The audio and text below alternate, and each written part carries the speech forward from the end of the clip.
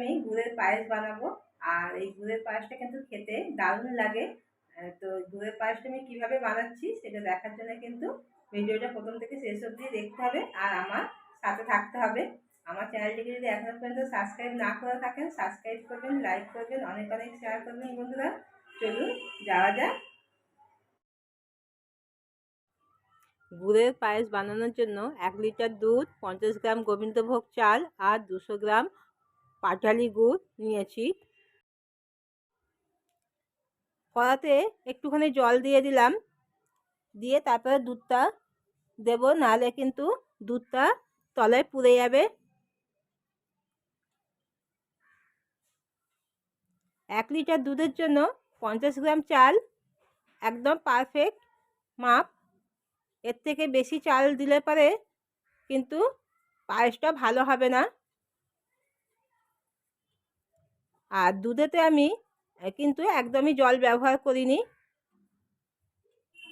2 packet দুধ কড়াতে দিয়ে দিলাম, দিয়ে এবার দুধটাকে একটু জাল দিয়ে নেব।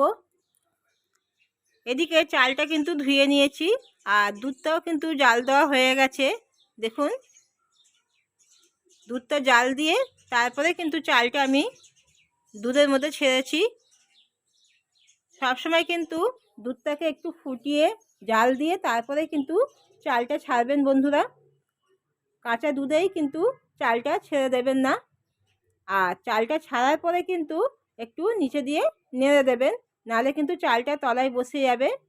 দেখুন কিছুক্ষণ পর কতটা ঘন হয়ে গেছে আর অনেকটাই দুধটা কমে গেছে আর চালটাও কিন্তু অনেকটাই সিদ্ধ হয়ে এসেছে।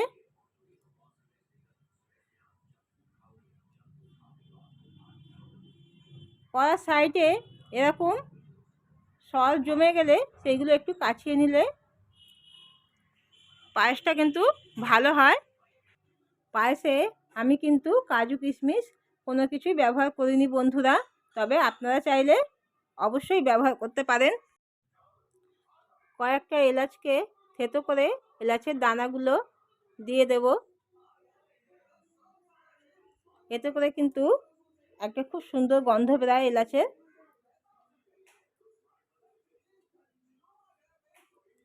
আর পায়েস কিন্তু থেকে থেকে কিন্তু একদম তলা থেকে নাড়তে হবে, ছেড়ে দিলে কিন্তু তলায় বসে যাবে আর তলায় কিন্তু পুড়েও যেতে পারে।